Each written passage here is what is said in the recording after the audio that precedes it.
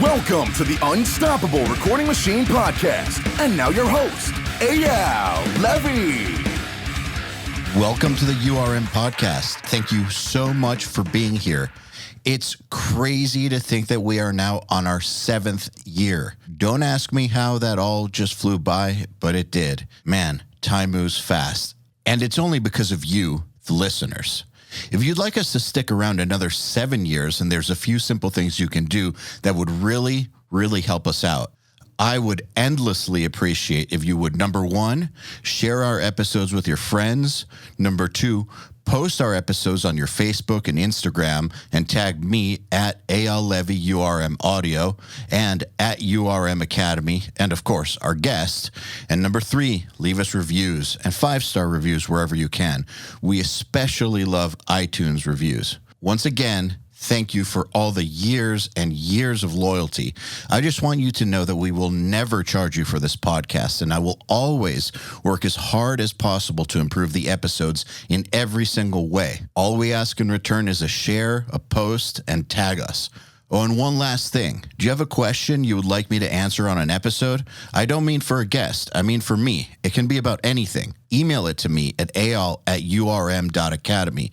That's EYAL@urm.academy. There's no .com on that. It's exactly the way I spelled it. And use the subject line, Answer Me EYAL. All right, let's get on with it. Hello, everybody. Welcome to the URM Podcast. My guest today is Ray Ernster, who is a Grammy Award-winning mixer with credits ranging from Kanye West to Doja Cat and beyond. He's fucking great and a really cool guy, and actually a URM member. Enjoy. Ray Ernster, welcome to the URM Podcast. Hey, man. Thanks for having me. It's a pleasure. I'm glad that we finally got to do this. Yeah, same. I've been a listener for almost a decade now. Really? Yeah, I've been a part of Nail the Mix for several years now. I think the last one I actually participated in as far as the contest was the Meshuggah, I think in 2017, early 2017. I had no idea that you were actually a community member. Yeah, I've just known about your career and stuff and talked to you online, but I didn't know that you were actually in the Nail the Mix community. Very cool. Yeah, I'm just, kind of worshiping all the same guys that your listeners are. I mean, they are pretty great. Obviously, you know where I'm going to go with this. Do you find that there's any crossover skills-wise, technique-wise, from, what would apply in a Meshuggah session to like a Doja Cat session? Yeah, absolutely. The basic fundamentals of balances, obviously, and, the basics and gain staging and all that. I think that the primary difference between genres is more or less the way that the mix is kind of established in the pop world during the production process. Correct me if I'm wrong in these days, in this day and age, but I think that in like rock and metal productions, it really can go from zero to hero in the mix stage. And I think that's kind of the expectation. But when a production gets to me from the hip hop or the pop world, it's like, it's basically already in the ballpark. Any sort of changes after that kind of freak everybody out. I do think that there's a lot more room for, zero to hero in the mix. And I guess a lot of it does have to do with the vast differences you'll encounter on metal sessions. You have everything from the most low budget, just bare bones, nothing good could possibly happen here style of production where it has to be turned into something in the mix. But then you also have some people who basically by the time they're done with the production, it is pretty damn close. Like I know my partner Joey Sturgis, it's not that he used to mix while tracking, but he would commit to all his sounds before moving on.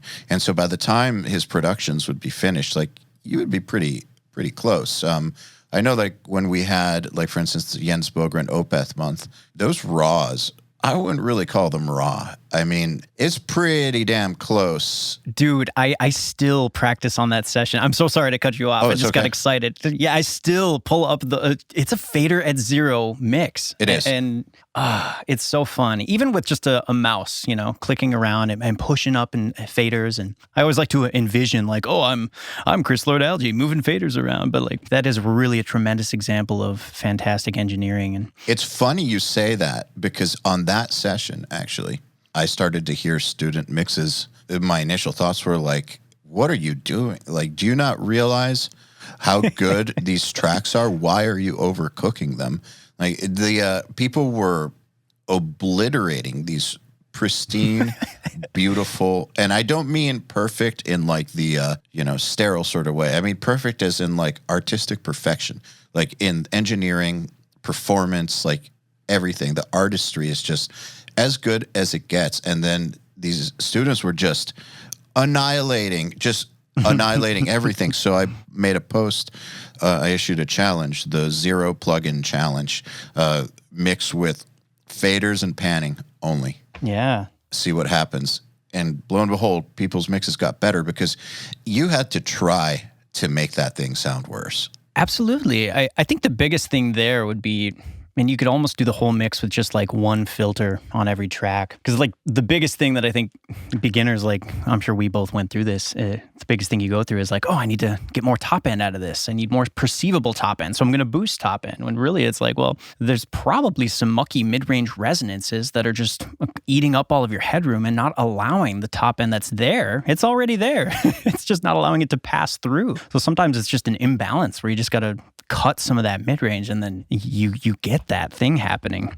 Get rid of what's in the way of what's already great and already present. Absolutely. So you're saying that in the rap world, just in that upper tier of the music industry, it sounds like the expectations out of a mixer are a little bit different. So now, while I did kind of, I don't want to say contradict, but I did slightly contradict you a little bit, but I do think that the expectations out of a mixer in metal, there's a lot of expectations. Like when you send it to a mixer, you're expecting it to sound devastating, to whereas it might not have sounded devastating before. So you are expecting a lot. So what I'm wondering is, because of what you said, where it already pretty much is what it's going to be, what is expected out of a mixer then? Well, a lot of the time it's just kind of to master the song.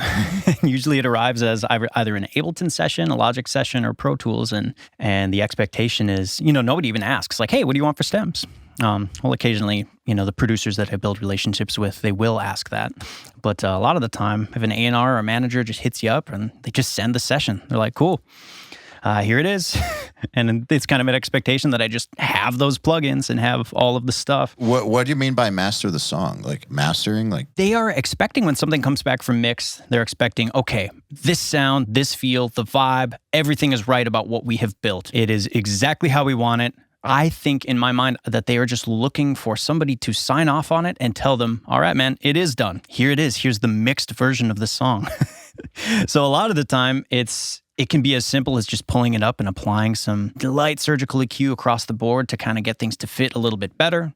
Sort of these subtle changes, giving it the last couple of percent and then sending it back. Sometimes it's just changing their gain staging. And a lot of the time it's just, doing way less limiting to help the transients poke through and to really get the punch back in the recording. So where does actual mastering come in?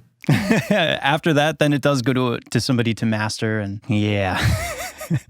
But I get what you're saying. Like, it sounds like the amount that you have to do to it and the types of things that you have to do to it are almost in line with what a mastering engineer does. Yeah, absolutely. And with that being said, I'm like everybody listening, I'm completely obsessed with music and audio and mixing, and it's all I think about. And I'm a space cadet, and my wife calls me out on it all the time.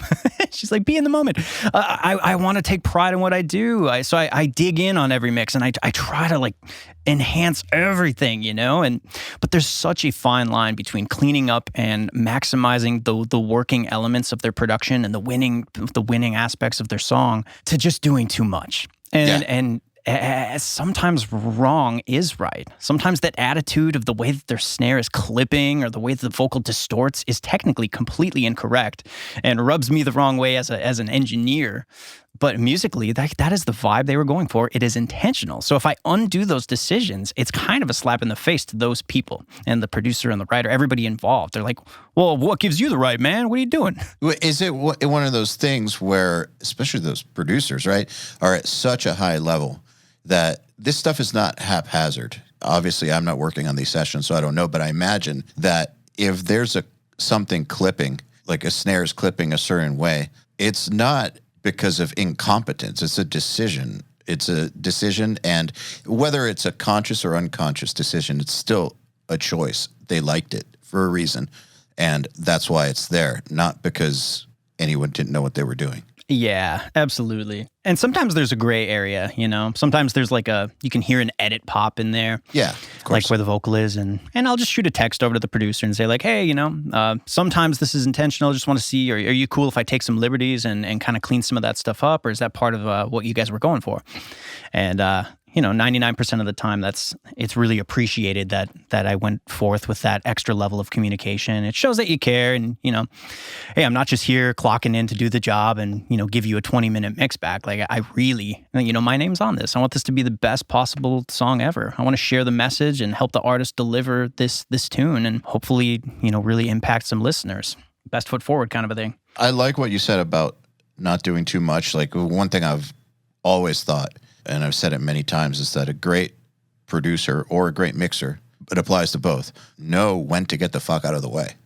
Yeah, man. Yeah, that's as much a part of the job as doing, knowing how to do things, is knowing when not to. Yes. And man, I learned this the hard way. I came from tracking bands in Minneapolis and working with rock groups and a cappella groups and country bands and just really like getting the engineer chops built up and getting to really flex my muscles shaping those sounds. And then I come out here and I start engineering and mixing records and I got dumped on. I lost gigs, man, for doing too much.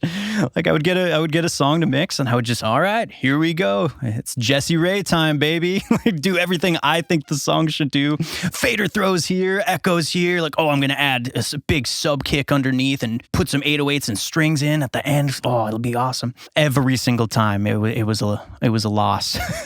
It's like, yeah. So how do you know the difference between when extra is needed and what? I mean, I guess that is kind of like what I was saying. Like a great mixer, great producer knows when to step back. But like, where is that line for you? Is it an instinct or is it a request from the people sending it to you? Like, how do you define that line of?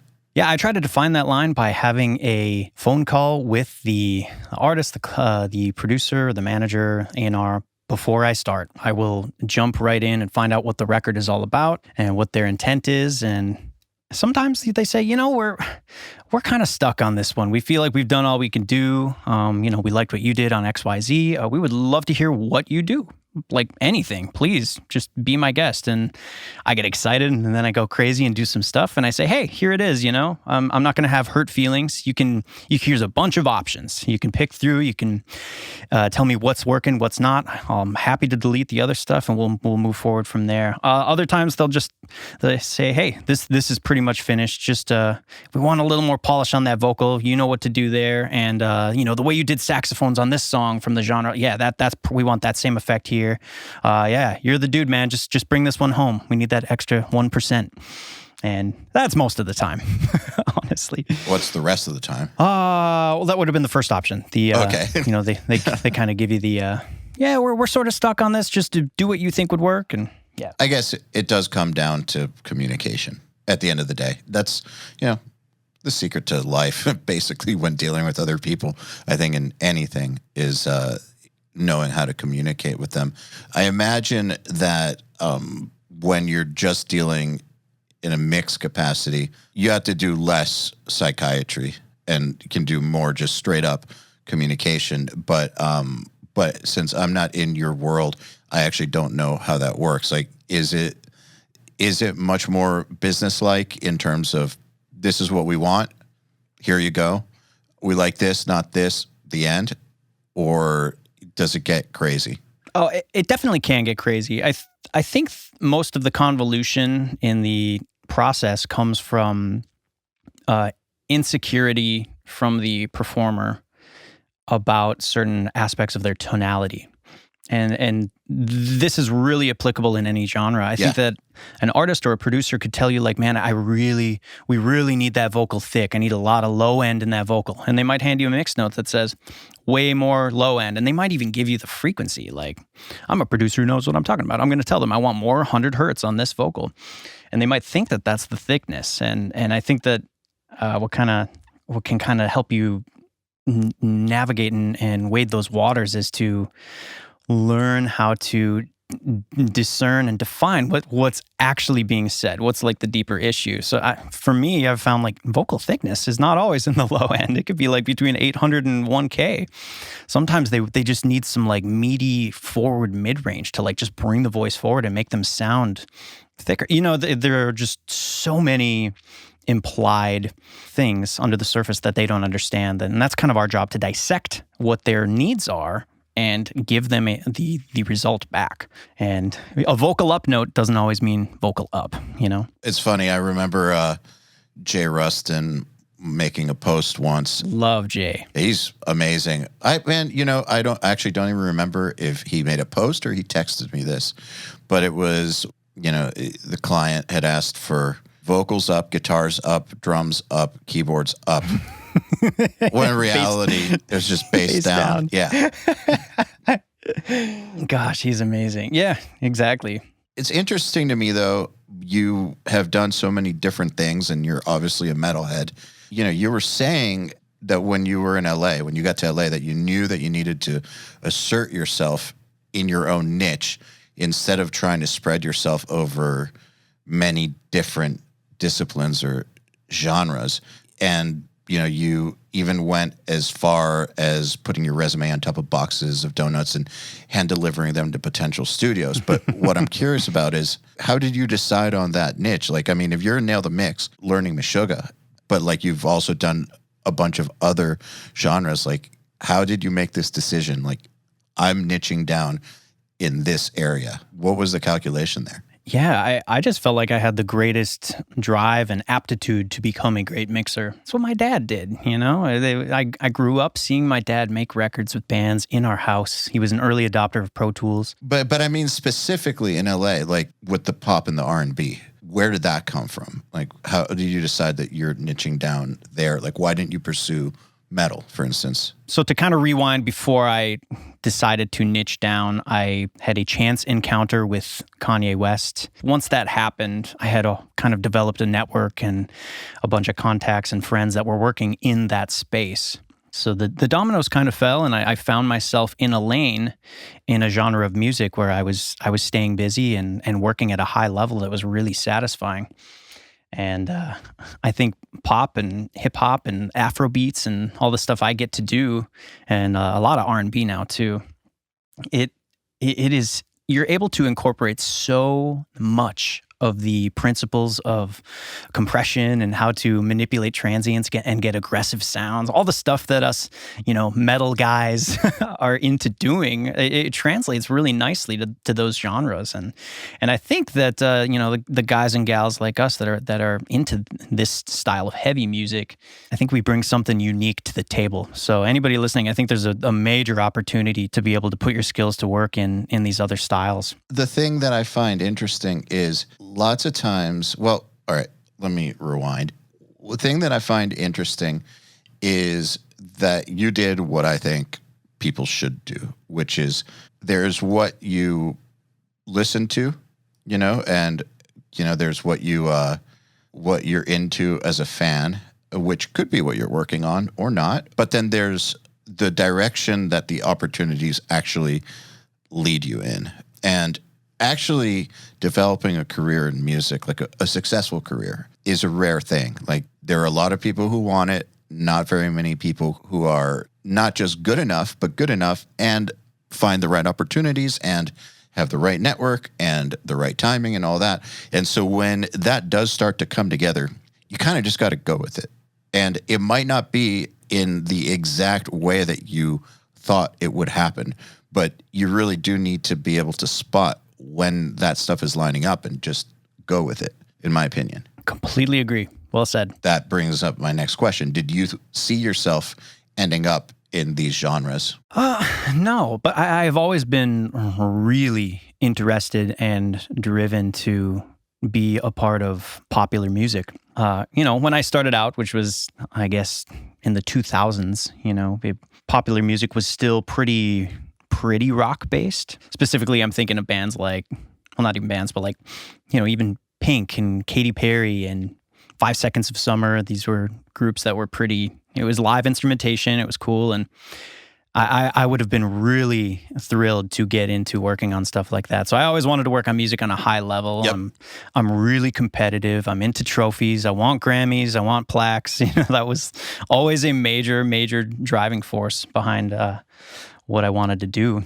So yeah, I think throughout every step of the game, I wanted to, no matter where it was, I wanted to be a part of something that's big, that impacts a lot of people. I want to work on massive records. I understand. You know what? I think it's great that you recognize that about yourself and that you're honest with yourself about that. The reason I say that is because, there are also people great producers too, by the way, who give no shits about Grammys or plaques, or they don't care necessarily about working at, a high level industry wise, as long as they're working on something that they really, really love. But that's not to say that if you want Grammys, that you're cool to work with stuff you don't love. I guess what I'm saying is everyone needs to understand what it is that they actually want out of this, because it helps you make better decisions if you understand yourself and you can make decisions that are in line with your ultimate goals. And if you're honest about your ultimate goals and clear about them, you will move in that direction more than likely. Like for instance, I've always wanted to do something big. And it was weird to then start a death metal band knowing that my brain was wired for something bigger than just being in a death metal band. No knock on anyone in a great death metal band or anything, but my brain was just wired for doing something that had a much wider impact, I guess. And so I always knew that this death metal band I was in, no matter how far it got, was not the end of the road. And so I was always looking for what that next step was. And I was always thinking about, how am I going to take this and turn it into that next bigger thing, which eventually I ended up figuring out. But I was honest with myself the entire time about what it is that I wanted. And it was difficult because you can't always share that with people, because you can lose some friends or it can weird some people out if you're open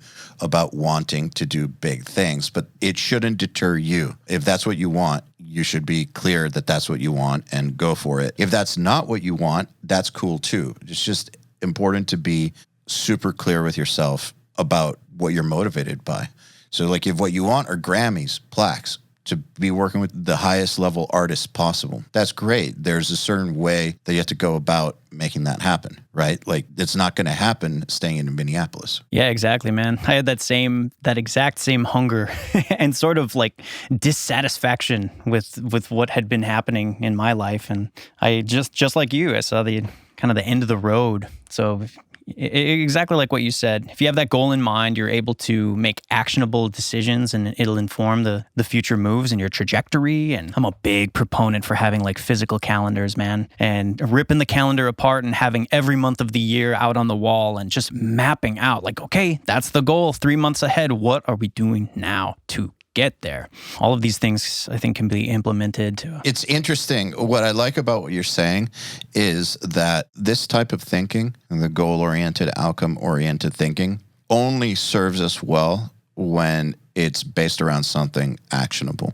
I think like where a lot of people go wrong is when they get too into stuff like The Secret and wishful thinking. That's basically, I just think of that as glorified wishful thinking, where they will do stuff like make vision boards and state their goals, and then just think that if all they do is state their goals, or think positively or visualize that that's enough. And it's totally not enough. I mean, that's step one, is knowing what you're going for. But then after that, like, it's all execution. And so I do like maybe 2 goal setting sessions per year. That's it. Like maybe every 6 months, maybe every 12 months or something. And, take an afternoon and just get clear.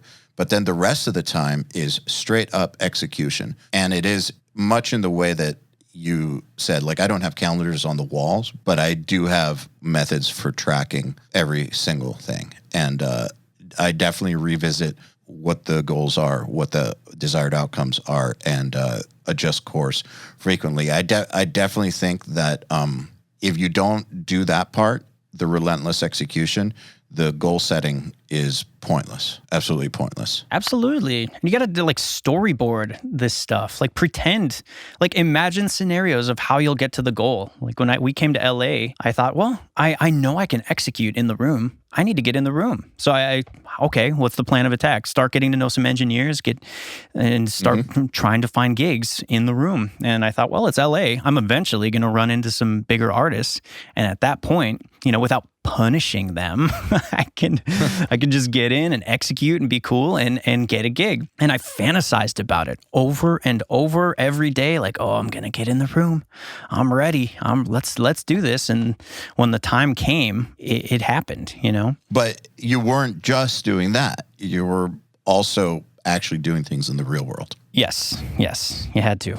Yes, a combination of an overactive fantasy life with actual real world action. I think that is the actual secret. You can't just do one of them. Also, let me just say, if people think that I'm talking shit about visualizing or goal setting, I'm not. Like, I think it's super important, because if all you do is take action without having, a GPS for where you're headed, then there's a lot of chance involved with where you end up. You might be working really hard in a totally wrong direction. Yeah. And it's important to like reassess really often to find out, like, am I actually happy? I'm doing what I kind of wanted to be doing, or what I'm setting out to be. I'm really far in. Maybe I'm a year or two into this, and I'm just having so many doubts. Like, you got to be able to pivot.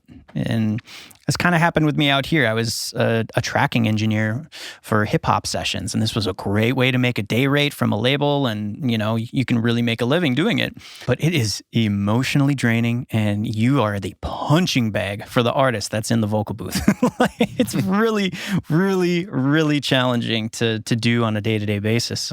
And I had to reassess, and right there I was like, okay, I'm dropping this right now. I'm going to pivot into mixing. That's where I'm happy. I want to sit at home in front of my speakers.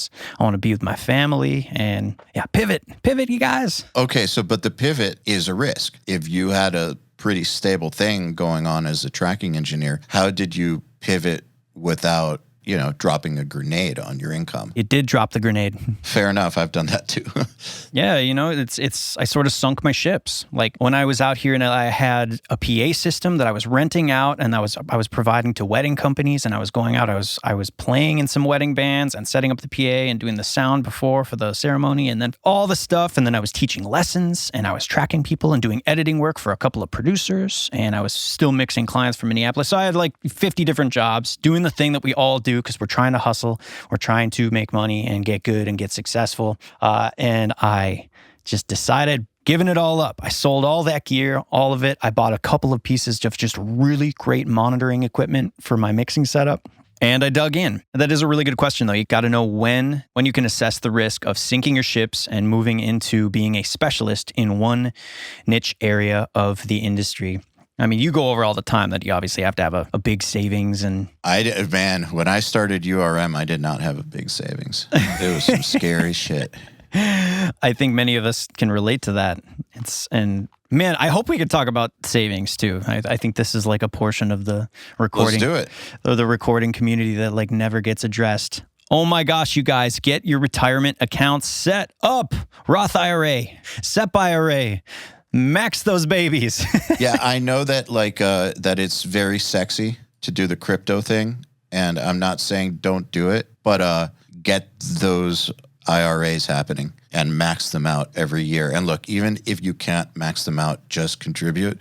But those of you, especially those of you who are under 30, you are going to fucking thank me if you do this. Yes, absolutely. So I'm turning 30 in a couple of months, and I had a friend 10 years ago when I had just turned 20. He said, hey man, set up your Roth right now. I'm telling you, I didn't set it up until I was 24. So I waited 4 years, and the calculations I've done on the difference in what I would have had now if I started 10 years, it's enough to make you want to cry. But still, you started it at 24. That's great. Yes. Telling you guys, gear doesn't matter. Yeah, I tell this to musicians I know too. I know so many musicians and signed musicians who make a living at this, who, got extremely fucked last year, for instance. So I had many a financial conversation with those people, and only out of all my friends, like 2 or 3 of them had anything as far as IRAs go or whatnot. And I tried to convince a bunch of people to do it, and I got resistance most of the time, and it bummed me out because you can do it. It's not that difficult, and I understand that you can't always max it out, but it is one step that you can take right now to ensure that your future is not really, really sad, basically. Yeah, seriously, man. Yeah. It's like, I know that you've gone through a mega life change with your health, and congratulations, by the way. I've been loving following it. I don't know about you, but my neck and back are already tired of sitting in a chair all day. Oh, yeah. Like, there's no way I'm going to want to handle this when I'm, 55. Like, we need a way out, guys and gals. Yeah, that's the thing is there is no way out built into these lines of work like they do have in the real world. So you have to create your own way out. And the younger you start, the better off you're going to be. But also those of you who are 40 or 45, 50 listening to this, who haven't saved a thing, you can still start now. Yep. Even if you only get 20 years of of an IRA, a Roth IRA, it's still going to be better than not having had it for 20 years. Yep, got to do it. I really hope Joey does more of those stories where he talks about all of this stuff. I agree. He should do that. But he should also, and I'm going to actually tell him, is talk about some more basic things. Man, he's basically talking about finance on the level that he's mixing at or something. Yeah, it's high level. Yeah. And there's a lot of people who are more like me who are I'm not into that stuff. I'm not like, of course, I'm into money as much as anybody else, and I want to have it. But I'm not into financial shit the way that Joey and Joel are. What resonates with me is something that you can do on a regular basis that grows it and doesn't require me to go down too many rabbit holes. And I think that is how most people in music are. They aren't that interested in finance. But the thing is that a lot of these things that you can do to set yourself up don't require you to be interested in finance. It doesn't take that much effort to set up a Roth IRA and fund it. You got to know what it's investing in, or, so you do a little bit of research, but you don't have to go down insane rabbit holes. You don't need to make it like a second career, basically. I remember thinking about this when I would hear people tell me about stuff like this, and I was like, man, I've got a lot of time, or it's easy for you to say, you have money, and it's completely doable. And it just sickens me how much the musical vending, e-commerce just culture, it just preys upon the vulnerable. Not only the vulnerable, but the broke. The musician community is just comprised of people who are addicted to getting the next best cool gizmo or gadget. And I'm one of those people. I get suckered in, but I don't see the equal or the equivalent effort out there in the space to educate people on financial security for their futures. Man, here's the problem. And, it is what it is. So we have a course called Career Builder. For people that are not familiar, and I'm not trying to sell it because it's not on sale right now. We have courses that open up and then close once a year or something. Very smart. Yeah, because we want people to take them at the same time. There's several reasons, but so our non-subscription courses, like, how it's done with Will Putney or Career Builder, Ultimate Guitar Production. They open and they close. And we have one called Career Builder. There's zero audio in it. It's just about establishing a career, networking, pricing yourself, all that kind of stuff. It is by a long shot our lowest selling course. Bummer. Yeah, by a long shot. And we've learned, and at a similar experience at Creative Live too, that the business content just doesn't, people are just not as interested in it, straight up. They're just not. I think there's less people who actually want to, out of all the people who buy gear and even education, there's a very small number of them who actually want to do it for real. And then out of the people who actually want to do it for real, there's an even smaller number who actually want any help outside of like music techniques or, audio techniques. They don't want any actual career advice, and so it almost becomes not worth the resources to put into creating those types of products. Unfortunately, not every single thing we do is for money, but like we can't just do stuff that's gonna not matter to anyone. It's unfortunate that there really isn't much of an audience for that stuff. It is a bummer. Joey's stories are great though. Yeah. So what my hope is that through us talking about it, like on a podcast like this and those stories that Joey and Joel post, is that the people who are concerned about their future, who are trying to do this for real, that they pay attention and do think to themselves, I should probably start a retirement account and do the basic amount of research required to set that up. And then they go and they do the research and they set it up and they just fund it. That alone will make a massive difference, I think. Yeah, you guys DM me if you have any questions. I am always in my inbox. I'm not exactly proud of that because I think like many of us, I have a bit of a problem with social media and just being addicted to my device. But I want to help. Hit me up. I'll answer any questions that I can. I'm not an expert or a financial advisor, but yeah. Plus I love the community aspect of URM, and I want to meet you. Want to meet you guys and gals. So yeah, reach out. Yeah, we all have a weird addiction to social media, but I do think that there are some people who do care, and I'm sure they'll reach out. And I mean, have you ever considered posting about it? I do these Q&As occasionally on Instagram, and I've seen those, yeah. Yeah, and I'll talk a bit about that stuff because I'm sort of just disheartened by how many gear questions I get, and I'm just so uninterested in that. Like, man, I'm a bit uninterested in the money conversation too. I just get concerned for the people, and I have gotten to know many of my friends and followers and fellow engineers, and I think now in 2021, we have more of a knit community than ever before in the history of mankind. And it's just cool to get to know these people and get to know their hearts and their stories. Like, well, what are you into? What makes you tick? What resonates with you? And to get to know these people but to see them going down the wrong paths and then being interested in the wrong things that aren't productive, in my opinion. That's frustrating. I want to help in any way that I can. Hey, everybody. If you're enjoying this podcast, then you should know that it's brought to you by URM Academy. URM Academy's mission is to create the next generation of audio professionals by giving them the inspiration and information to hone their craft and build a career doing what they love.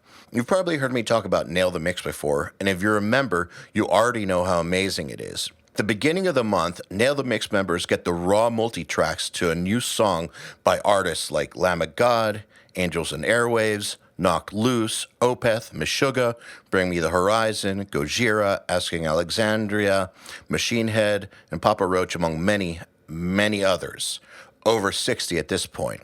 Then at the end of the month, the producer who mixed it comes on and does a live streaming walkthrough of exactly how they mix the song on the album and takes your questions live on air. And these are guys like TLA, Will Putney, Jens Bogren, Dan Lancaster, Tui Madsen, Andrew Wade, and many, many more. You'll also get access to MixLab, which is our collection of dozens of bite-sized mixing tutorials that cover all the basics. as well as Portfolio Builder, which is a library of pro-quality multi-tracks cleared for use in your portfolio, so your career will never again be held back by the quality of your source material. And for those of you who really want to step up their game, we have another membership tier called URM Enhanced, which includes everything I already told you about and access to our massive library of fast tracks, which are deep, super detailed courses on intermediate and advanced topics like gain staging, mastering, low end, and so forth. It's over 500 hours of content, and man, let me tell you, this stuff is just insanely detailed.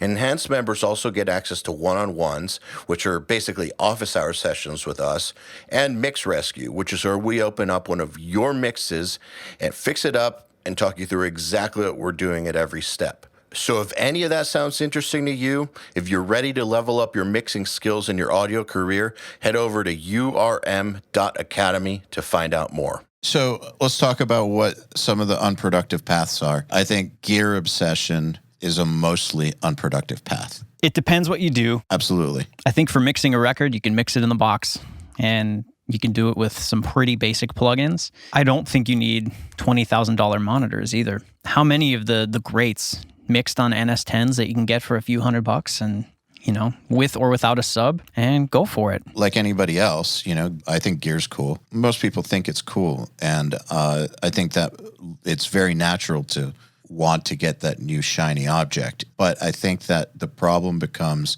when people over-focus on that at the cost of developing their skills. I mean, they spend more time researching gear than working on what they actually should be working on. And I think that becomes the problem, or when they think that the gear is going to solve their issues for them. That's when I think that it's a problem. Yeah, and I'm so guilty of this. We all are. It is cool, though, because if you're astute enough and to, accept the reality of the situation, most of the time when you're in that stage as kind of a beginner or amateur recordist or a hobbyist, any level, you buy the piece of gear, you think, oh man, this is it, here we go. Or like, now I can mix that new project, and you do it and you see that the results are exactly the same. That's the instant feedback that maybe you needed. I know I needed that. Dude, I had probably half of the gear that exists out there at one time or another. And all of it's gone now because none of it contributed to help me develop my sound at all. Though you do have a shit ton of bass traps in that room. Yes, I do. I built them, and they were really, it was approximately like 2% of the cost of buying tube traps, I don't want to say the company that makes them, but these are based off of that design, and I just made them myself. I reverse engineered it, and I wanted to have time getting my hands dirty and also save a lot of money that I can use elsewhere and save for my kids and the 529 accounts and my retirement. Just saying, you have an inordinate amount of bass traps in your room. And I think that the reason I'm bringing that up is because you're talking about, you buy a piece of gear and literally nothing changes. Nothing happens. Your stuff sounds exactly the same because you're still making the same exact decisions because nothing changed in the way you're hearing anything or listening to anything. However, for instance, the bass traps you have in your room, well, that right there actually can help you do a better job. By far the most important thing ever. Where would you be so like post-band era EYAL, when you were producing down it was Florida, right? Yeah, in Florida. I guess I don't know. You were sharing a studio, right? I was a partner at a studio down there. I started recording in like 2000. So band era me, like we still recorded at my studio most of the time. And I was recording bands through 2000 to 2010. Then I moved to Florida and I got asked to contribute a drum room to a studio that already existed, a prominent metal studio. And so I bought a house that had a living room that was the most amazing drum room you could ever imagine. And, had a full control room in there too. And that was my part of the studio. So yeah, where would I be without the acoustic treatment? Yeah, or like if the first time you sit down at a computer, or today it would be like a laptop. If you had been in an ideally treated room with accurate acoustics, like it would have been 100 times better than probably the resulting mixes that you were getting, wouldn't it? Absolutely. And I remember how much better every single time that I upgraded the treatment in my room, my work got a lot better. And I remember it was the most dramatic, though, the first time when I went from working in a room that was just walls, just walls with nothing, to adding treatment to where there wasn't flutter everywhere. Everything I did still sucked back then, but still it sucked way less, because I could suddenly hear what was coming out of the speakers. Like that alone was a major game changer. So if I had actually been able to hear properly from the beginning, I would have probably gotten a lot better, a lot faster, for sure. Yes. And I want everybody to be aware that there are a couple different factors to great monitoring. I mean, there's a billion different factors, but the one that is, I think, overthought is the frequency response of your monitors in your room. And I think that the aspect that is completely forgotten about or not talked about often enough is the resonance time of your room. That is really what I've gone after with this bass trap design. Say you have a fairly flat response in your room, like, okay, I'm looking at SonarWorks, it looks good, it's flat, cool. But these frequency waves, they bounce around and they build up on each other, and they'll actually, like, you might get down to like 40 hertz, and 40 hertz could be resonating at like a 1 second decay time when the rest of your frequencies are all at like, 0.3, 0.4. So like what happens if you're hearing 4 times longer decay time at 40 hertz, it's going to completely affect the decisions that you make. And you're going to like really be overworking that area. And then when you send the mix out and they listen in anywhere else or in headphones or in the car or somewhere that doesn't have that problem, they're going to be like, why is your low end choked? Why is it dead down there? Why is there nothing going on? Like the resonance time is so important. And yeah, these big old tube traps take care of that. By the way, I'm giving this free guide out to everybody. If you guys want to hit me up, I'll send you the guide on how to build these tubes. They're really affordable. They eat up the low end, so you have an awesome space. We can put a link in the show notes. Perfect. Yeah, I'll get you that. So I don't believe in the 80-20 rule as like a religious thing where you should always focus on the 20% that get 80% of the results. But and the big but, focusing on the things that move the needle the most, that really should be what you really do put your time into. And something like this is one of those 80-20s that really, really, really matters. Like, and why I say 80 is because you're probably not going to ever be able to build the perfectly treated room. And not just that, even if you can just do a little bit of treatment, that goes a long way. Like, so you don't have to go 100% on it. Just do some, just do enough. And that in and of itself will do a lot in my experience. Absolutely. And you don't have to spend a lot to do it right. No. You probably have too much nonsense in your studio anyway. Grab like 1 or 2 extra 57s that you don't even need and just sell them used. And then with that money, like $100-$150, you can buy a bunch of Owens Corning 703 or some of the cylinders, some of the tube stuff, which are like pipe wrapping, and you can just stuff them full of blankets, pillows, polyester, whatever. And man, just put that stuff up. That, and I got to say, one of the other things I think people should invest in is a good computer. Oh, yeah. Yeah. It's like, I feel like the 3 most important things, I think, to sink money and time into are what you're listening on, where you're listening in, and what you're working on. Totally. I mean, let's talk about computer, though. Like, how big of an investment you're thinking? Okay, that's a good question, because I don't mean the $64,000 Mac. You can get a really good Hackintosh for, $1,500 or something. Yep. I'm just not a PC guy, so I don't know much about them, but I do know that many people I know who do great work have home-built PCs, and they don't have problems with them the way that people used to have problems with them back when I started recording. So you don't have to get a top-of-the-line Mac. You don't even have to get a MacBook Pro like mine. I have a really nice one. You can get a Hackintosh or you can build a PC. However, if you're underpowered to the point where you can't really do your work, that's the problem. So a computer that has enough RAM and also enough speed to be able to handle the work without fucking you up, you can get away with $1,000 or $1,500 spent. Yeah, I think that's the max. Yeah. Definitely. Like I've been working on this 2012 cheese grater for the last like 6 years. And then I just went to the 2013 trash can this year. And like, I like to stay way behind the times because you can get a lot out of it that way. But those are still really good computers. Yeah, they're maxed out and they're fantastic. And I think as a base point, I think anything above that, you might just be over processing. Like, granted, I do these 200 track sessions where even if there's only a few plugins on each track, like it's still beating up the machine. But, you know, if you're mixing like a 10 or 12 track session with just a basic 4-piece band and like you have 10 plugins on each track, like there might be another problem we got to talk about.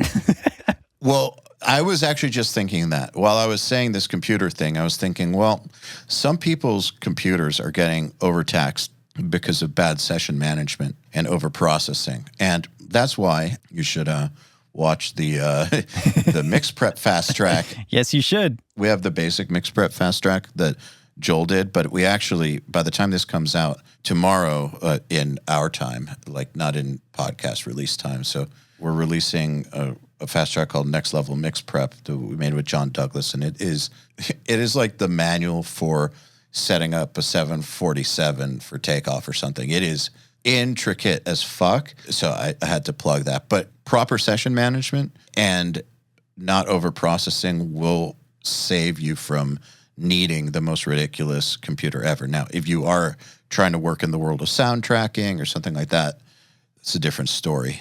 I do think that if you are working with something that has super high track counts, your needs are going to be greater. But in general, the people who I'm addressing are the people who try to mix with like 2 gigs of RAM or something, or 4 gigs of RAM. Like, of course, the computer can't handle it.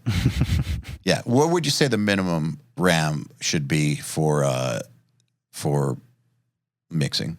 I'm the wrong guy to ask. I don't really know how it correlates to performance, to be honest. I don't either. That's why I wanted to ask someone else.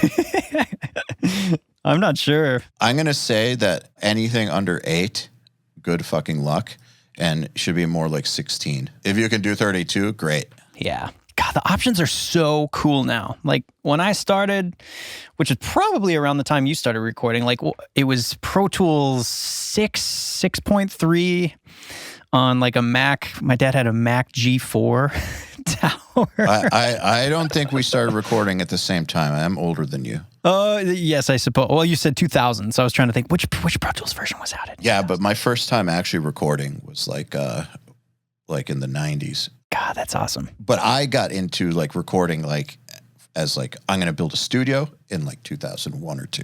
Understood. Got you. Yeah, man. Do you remember when delay compensation didn't even exist?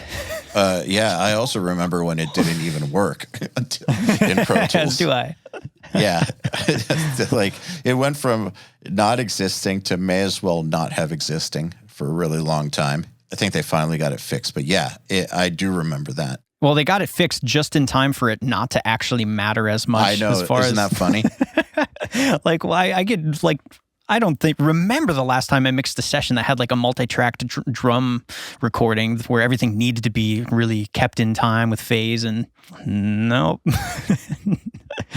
It really has come a really long way, and computers are very, very powerful now compared to what they used to be, and DAWs are amazing.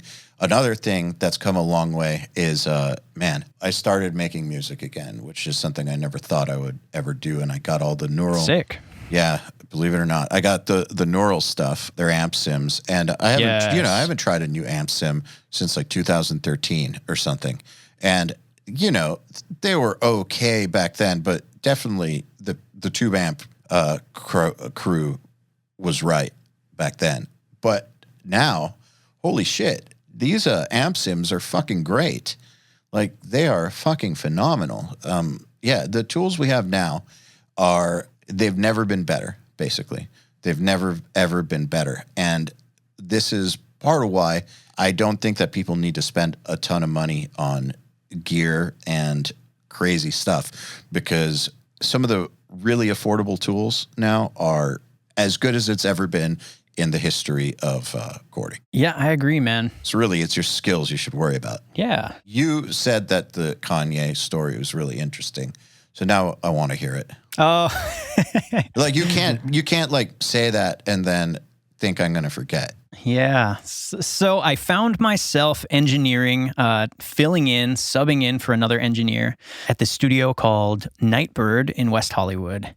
And I just got the call. I had been engineering sessions for a bit in LA and kind of building my name as, one of the guys who, could sub in or get some calls if somebody needs an engineer. And I showed up and the session was for Tyga. I was like, wow, this is a big artist. This is a cool opportunity. We got in and we were just tracking for a few hours, tracking vocals. It was going really smoothly. It was great. And then Kanye comes in.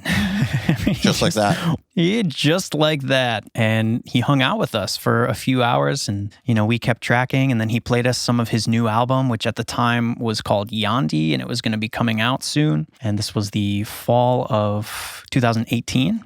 I just kept thinking, man, if I don't make something of this opportunity, I have to try to, speak with him and offer my services. How do I leverage this into a greater long-term opportunity working with Kanye without punishing him?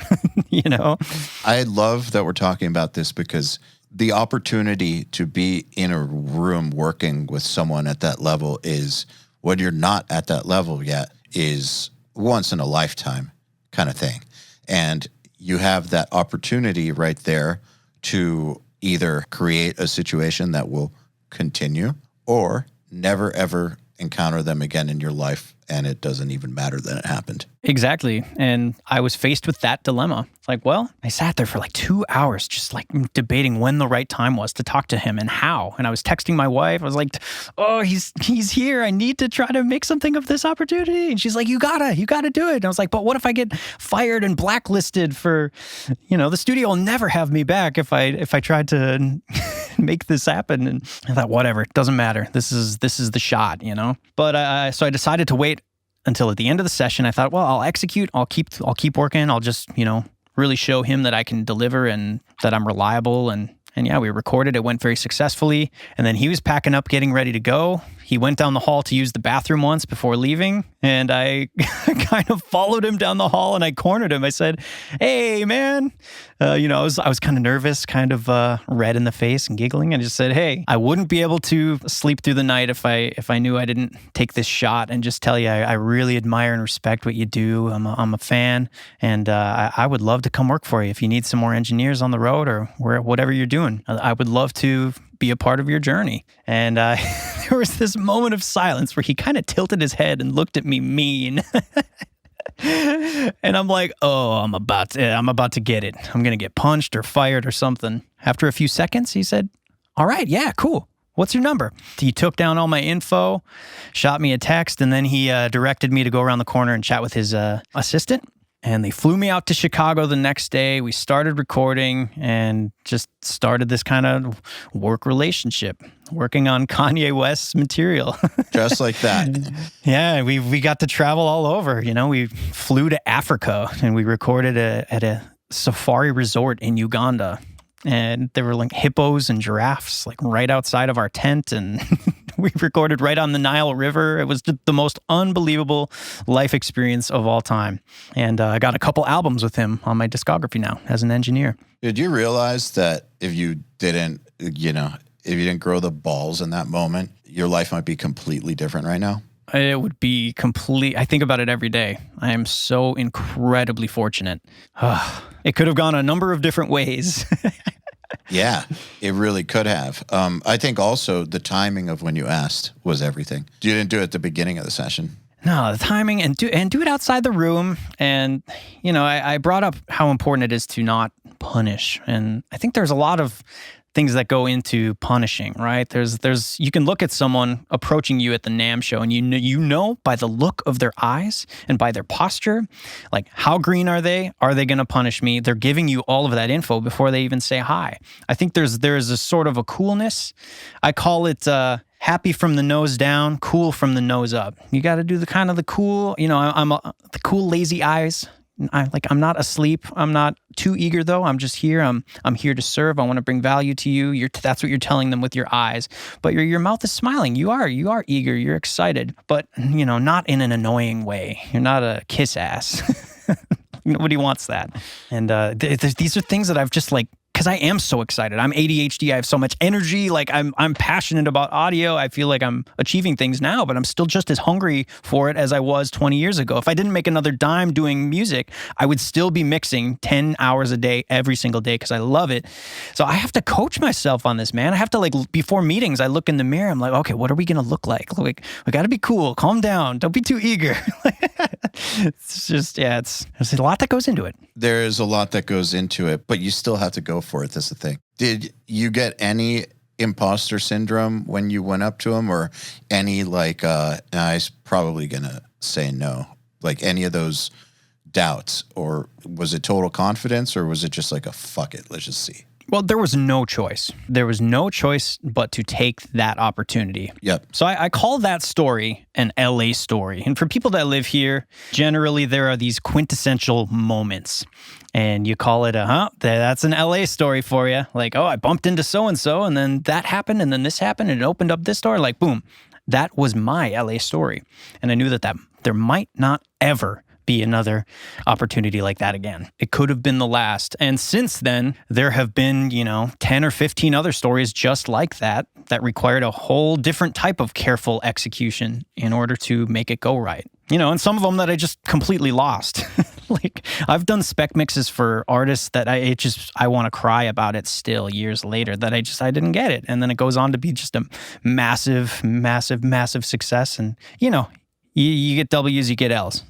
That's how it goes. But we just got to wake up in the morning and do our best. Man, it's such a fine line, though. There's some people who are hitting me up for opportunities all the time, and there's something in their vibe that makes me feel repulsed. I would never give this person an opportunity. Just something in the way that they are talking or the way that they present themselves makes me not even want to hear what they have to say. And then there's other people who, in their approach, I'm already ready to hear, I'm ready. And it's such a fine line. And it makes such a huge difference because how you come off in that moment is oftentimes the difference between that yes or that no, or that I'm not even going to listen to you, basically. And those types of moments can be life-changing. The thing is, though, and here's what I think is important to realize, is that even if you take those shots, a lot of them are going to fall flat on their face. And so it's important to assess why it happened. Is it that they just didn't like this mix, or is it that you suck as a mixer? Is it that this position was already filled, or is it that you make everyone feel weird when you're around them? And it's important to know the difference between those things. If you're going for a position that's already filled and they're happy with who's got that spot, then it's nothing personal, right? But if you're a person that repulses other people, and that's why you didn't get it, you should probably work on that. Same way that if, people heard your mix, your test mix, and just didn't feel it was the right fit, that's completely different than if you suck at mixing. Totally. Yeah, gotta assess that stuff. Yeah, and I think that it's important for us as a community to just hold each other accountable. So in my relationship with my wife or with my manager or with my assistant or with interns, I try to have this really, really transparent feedback system. It's hey, if I'm messing something up, please tell me about it. And vice versa. I'll always start it kind of the way that MJ would. He'd be like, hey, with love, I'm about to give you a little bit of criticism, but it's because I care about you and because I want you to do well. With love, I think we could improve in this area, and can we communicate a little bit better? Whatever the scenario is. That feedback system is so important. My dad always said, iron sharpens iron. And he's so tough on me, man. I send him my mixes, and he's just like, "Hey, I think you're onto something here. This is getting better, but we gotta talk about your top end. We gotta place those hi-hats somewhere else because I can't even hear the sibilance of that vocal." I'm like, "Oh, God, Dad, you're crushing me, but I love you. Thank you for that.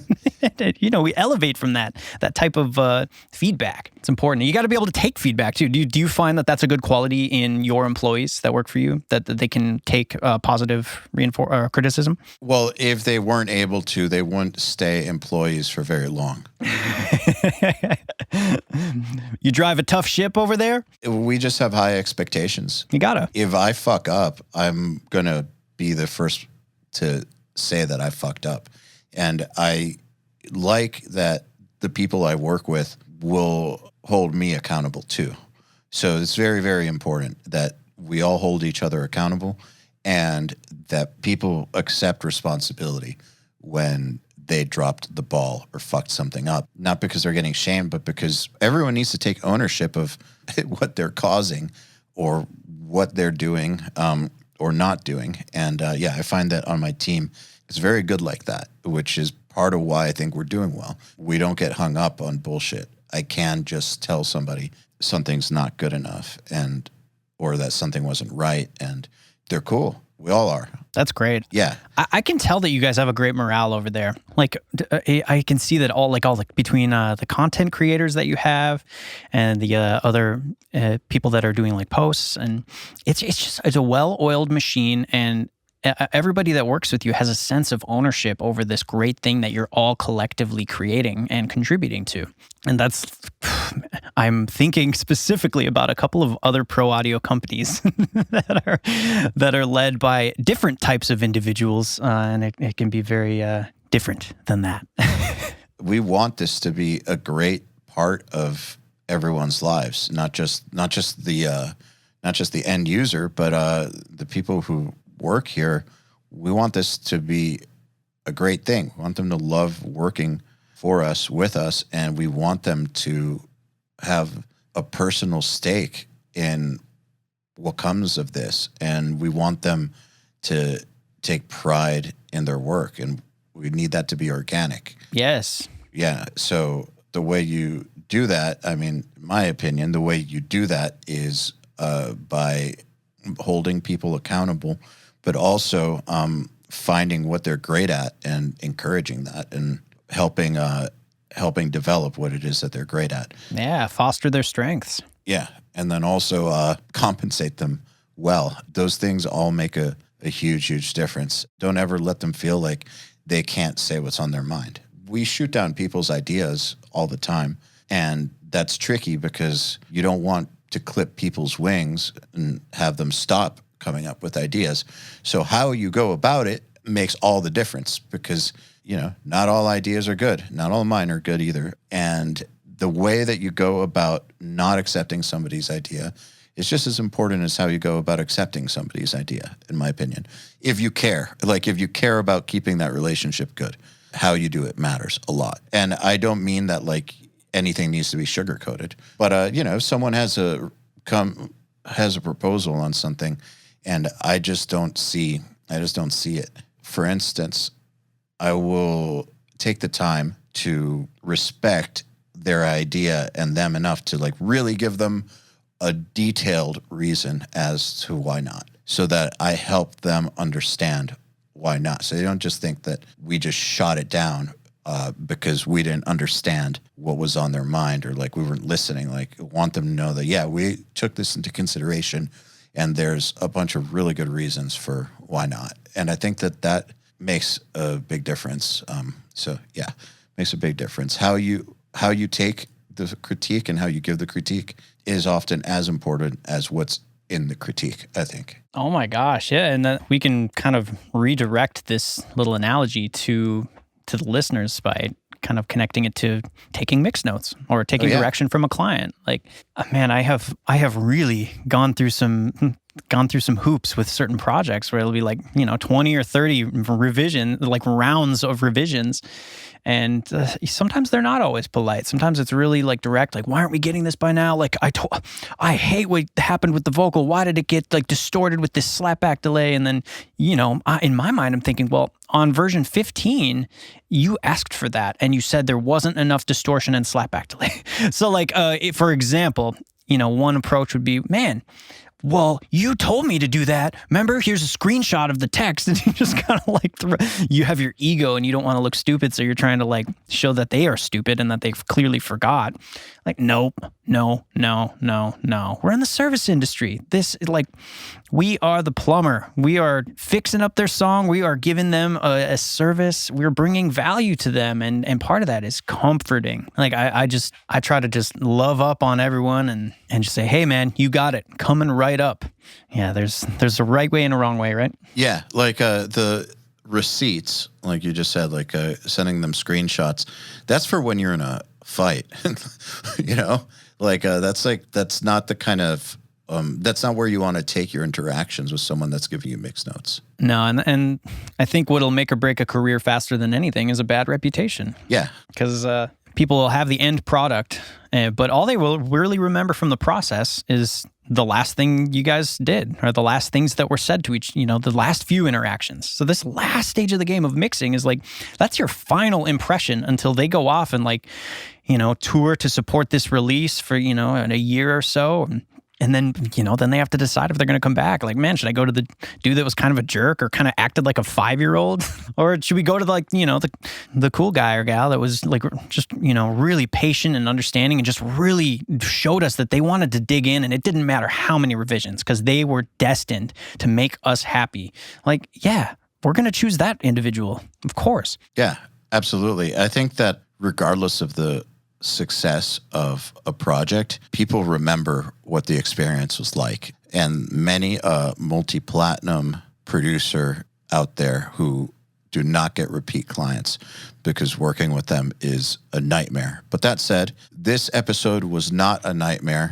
I think this is a good place to end it. I think that we could do this many times and probably go on for many, many hours. And it was a pleasure having you on. Yeah, thanks for having me, man. Great chatting with you. Anytime. All right, then. Another URM podcast episode in the bag. Please remember to share our episodes with your friends, as well as post them to your Facebook and Instagram or any social media you use. Please tag me at EYAL Levy URM Audio at URM Academy, and of course, tag our guests as well. I mean, they really do appreciate it. In addition, do you have any questions for me about anything? Email them to me at eyal@urm.academy. That's EYAL @urm.academy, and use the subject line, Answer Me, EYAL. All right, then. Till next time, happy mixing. You've been listening to the Unstoppable Recording Machine podcast. To ask us questions, make suggestions, and interact, visit urm.academy and press the podcast link today.